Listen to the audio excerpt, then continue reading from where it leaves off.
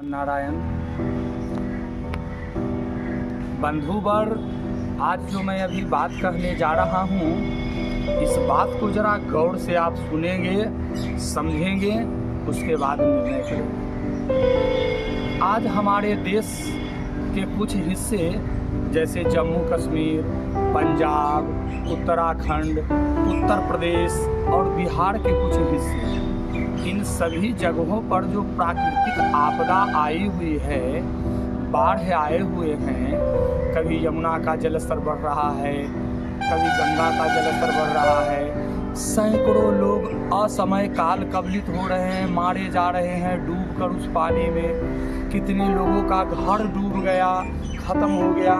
क्या आपने कभी सोचा है ये इतने जो हमारे देश भर में जो कथावाचक जो धर्म का आडंबर करते हुए फिर रहे हैं और आप देखते हैं, और धर्म के नाम पर दान लेकर अपने राज को, अपने साम्राज्य का विस्तार कर रहे हैं। कोई करोड़ों का मालिक है तो कोई अरबों का मालिक है तो कोई खरबों का मालिक है।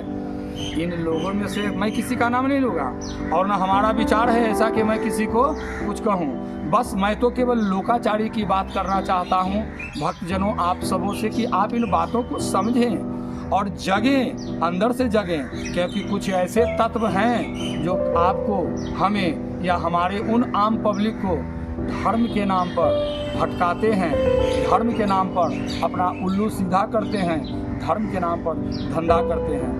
तो क्या आपने कभी किसी को देखा है? ये इतने जो कथावाचक जो कुकुर मुत्ते की तरह जो छा गए हैं और रोज प्रवचन देते हैं कि सब मोह माया है, सब मोह माया है, तो तू हवाई जहाज से क्यों यात्रा करता है?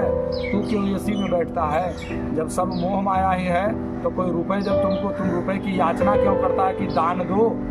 क्यों? क्या वो मोह माया नहीं है? तो हमें इन बातों को समझना है। और मेरा उद्देश्य, मेरा मकसद किसी को नीचा दिखाना नहीं, बल्कि उस सच्चाई से अवगत कराना है कि उस सच्चाई को लोगों ने धर्म के नाम पर पाखंडवाद को फैला रखा है, भ्रमित कर रखा है और लोगों को भक्त बनने नहीं दे रहा है, अंधभक्त बना रहा है। एक ताज़ा उदाहरण अभी कुछ दिन पहले टेलीविज़न पर दिखाया जा रहा था कि यमुना का जलस्तर खूब बढ़ गया मथुरा वृंदावन में। वृंदावन मथुरा का जो परिक्रमा मार्ग है उस पर भी कमर तक पानी आ गए। उसमें मैंने कितने लोगों को देखा डुबक डुबक कर करके परिक्रमा करते हुए। क्या उससे ईश्वर मिल जाएंगे?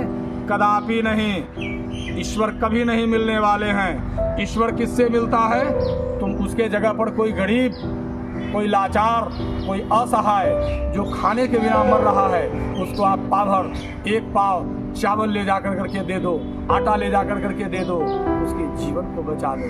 धर्म वही है। धर्म वो नहीं कि अपने काम धाम को छोड़कर मंदिर में और इन कथित कथावाचकों के पीछे अपना समय, बहुमूल्य समय को नष्ट करें। ठीक है, हमारा काम कहना था, मैंने कहा है, आप इन बातों पर विचार करेंगे और यदि हमारी बातें अच्छी लगती है तो आप हमारे चैनल को सब्सक्राइब जरूर करेंगे, बेल आइकन को दबाएंगे, लाइक करेंगे और लोगों तक हमारी बातों को पहुंचाने का काम करेंगे। ठीक है, मिलते हैं फिर एक अगले अंक में। तब तक के लिए जय भोलेनाथ।